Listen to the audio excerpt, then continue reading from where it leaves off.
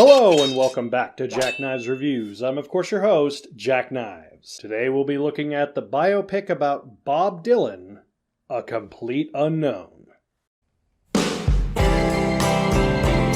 In the early 1960s, a mysterious musician named Bob Dylan makes his way through the folk music scene, going from a complete unknown to a music legend.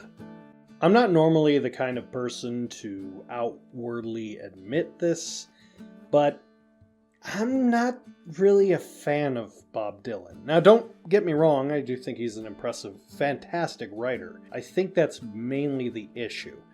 For me, I don't know what it is. It's the way he sings, it gets to me. I don't know, it's like almost there. There's certain songs I do like from him. Particularly, I love The Times They Are Changing. However, I feel that his legacy is more in his writing than it is in his singing. But again, that's just my opinion. And I think because of that, this movie really stuck with me. Seeing as I'm not particularly a fan of Bob Dylan, but I was kind of curious about his upbringings and how he really thrived in the folk scene leading into his more rock and roll style. And this movie captures it really, really well. Several years ago, there was a biography experimental movie that tried to capture every aspect of his life and had multiple actors, and it wasn't bad. It was just too much trying to be something like talked about in art films. Granted, the best part of that was Tilda Swinton's part, but I digress. The movie was directed by James Marigold, having made The Wolverine, Logan, and Walk the Line. So if anyone knows how to do a proper musical biopic, it would be the guy who made Walk the Line. And he did a lot of the similar things, that he did with Walk the Line, particularly having Bob Dylan on set, just double check things from his recollection of his biography.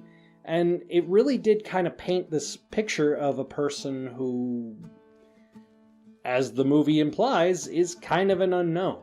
We don't really get to know the real Bob Dylan as much as the one he wants to be. And right off the bat, I'm going to say Timothée Chalamet will more than likely win an Oscar for Best Actor in this portrayal of Bob Dylan. He has this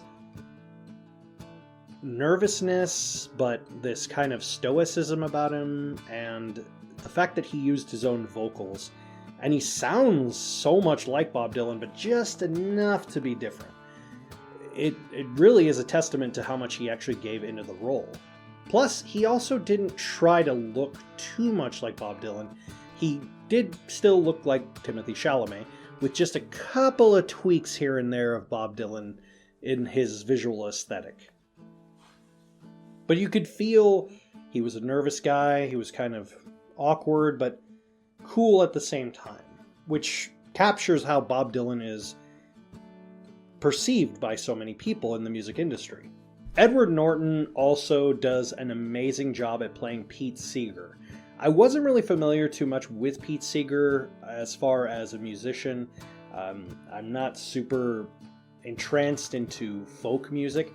There's a couple of people I know here and there, but Joan Baez, a couple other people, but generally Pete Seeger just was probably before my time. And Woody Guthrie I'm also familiar with, and to see them portray accurately a representation of Huntington's disease in the time in which it takes place was kind of surprising how much they gave into caring about this. You could see a person who is no longer themselves, but they want to be involved, but they can't really be. And it's really sad, but it is how it happened.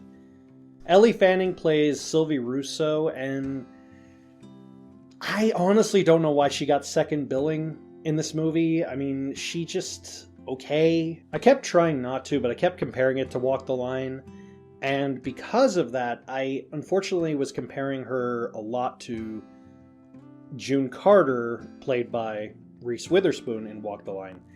But there's actually a person who should have gotten second billing who did an amazing job. And that was Monica Barbaro, who played Joan Baez. She was fantastic as Joan Baez.